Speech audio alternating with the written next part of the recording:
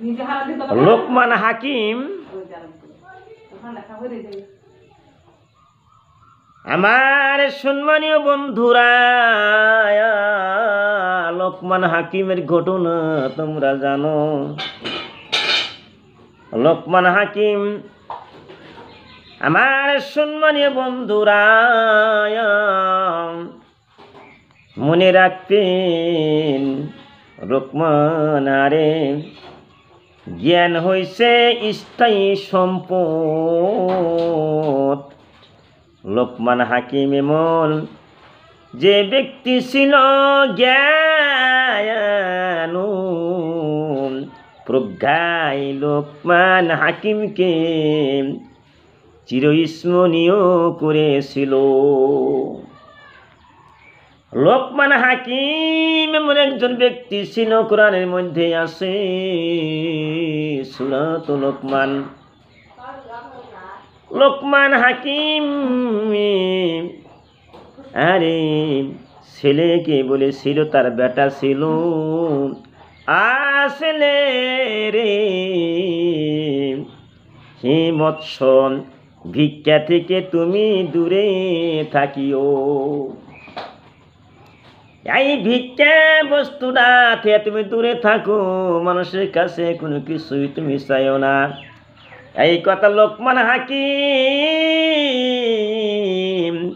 তার ছেলেকে বলিয়াছিল। বন্ধুরা আমার, মায়েরা ভালো করে শোনো, লোকমান হাকিমের ঘটনা। আরে কারণ রাতের বেলায় ভয়ের কারণ রে, আরে দিনে দিনে লাঞ্ছনা। যখন একজন ব্যক্তি দুয়ারে দুয়ারে যায় ভিক্ষা করে, কত মানুষ এক মুঠ চাউল দেয়, একটা টাকা দেয় রে, আবার কত মানুষে এমন কথা বলিয়া দেয়, কলিজা টেরা করিয়া দেয়। আরে এই যে লোকমান হাকিম বলতেছে, ছেলে রে তুমি ভিক্ষা করিও না, ভিক্ষা বস্তুটা আল্লাহ পছন্দ করে না, নবীও পছন্দ করে না, মানুষের সম্মান রাখে না, মানুষের সম্মান দেয় না। এই জন্যে ভিক্ষা করতে নিষেধ করলো কেরা? লোকমান হাকিম আরে তার ছেলেকে। বন্ধুরে, আমি আসামের আমির হামজা, জলেশ্বর পরিবারের মানুষ। তোমরা জানো, তোমরা সবাই হয়তো আমাকে চেনো। আমার ওয়াজগুলি ভালো করিয়ে শোনো। মায়েরা, লোকমান হাকিম হাজার হাজার বছর আগে বিদায় নিয়েছে। লোকমান আমি দুনিয়ায় নাই, কিন্তু সে দুনিয়ার মধ্যে ছিল গো বাজান। কিন্তু তার কথায় আদর্শ এখনো যে মানুষের উপকৃত হয়েছে। টাকা পয়সা একদিন ছেড়ে দিতে হবে, কিন্তু জ্ঞান ও আদর্শ বিলীন হবে না। মায়েরা, তাই আমি আসামের আমির হামজা বলতেছি, ভারতবর্ষের আমির হামজা রে, বিশ্বর আমির হামজা বলতেছি। বন্ধুরে, তোমাদের ছেলে মেয়ে ঘরের মধ্যে আছে, আরে উপদেশ দিও তোমাদের ছেলে মেয়ে যেন 5 ওয়াক্ত বান্দা নামাজ পড়ি। এই আদেশটা ছেলে মেয়েকে দিতে হবে। তাই জ্ঞানের পাহাড় গড়তে হবে। বন্ধুরা শুনুন, বিশ্ববিখ্যাত লোকমান হাকিম একজন হাবশী বংশীয় নিগ্রহ ছিল। তিনি একজন আরবীয় দাস ছিল। একদিন আরবীয়র কিছু খাবার চুরি হয়ে গেল।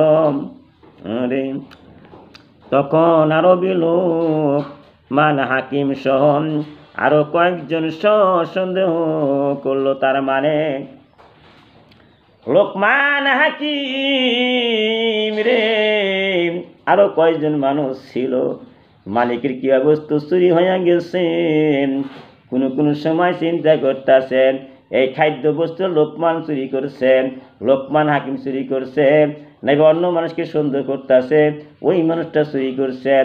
এইভাবে কথাবার্তা সমালোচনা আরম্ভ হচ্ছে। বাজন গুম এই চোরটা কেমন করে ধরবো চিন্তা ভাবনা মালিকে করতেছে। আমি আসামের আমির হামজা, গোয়ালপাড়া জেলার আমির হামজা, সেটা বিশ্বর আমির হামজা। তোমরা ভালো করে শোনো। লোকমান মালিককে বলল, প্রভু গো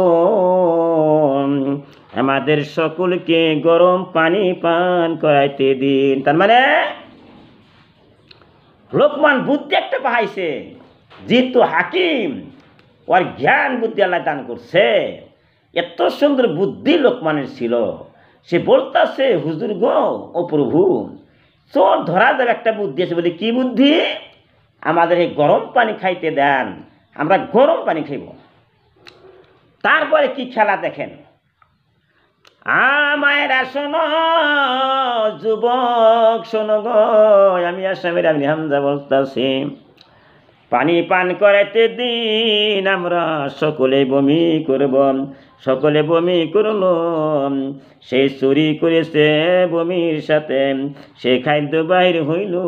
সুবহানাল্লাহ। সকলে করিতে পারো আল্লাহ করনে শুনি,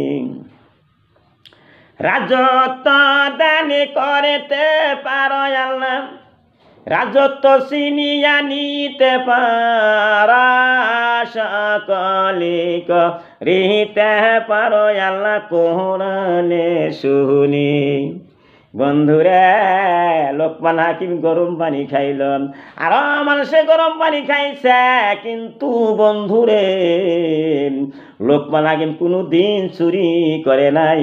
যে ব্যক্তি চুরি করে খেয়েছিল আর তারা সবাই বমি করেছে, কিন্তু যে চুরি করেছে তার মুখ দিয়ে বমির সঙ্গে যে চুরি করে খাদ্যবস্তু খেয়েছিল ওই খাদ্যবস্তু বাজান গো বমির সঙ্গে বাইর হয়ে গেল।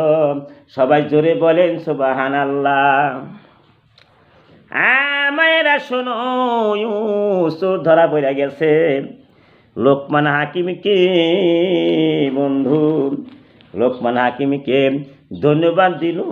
সুবহানাল্লাহ। কেন ধন্যবাদ দিব না?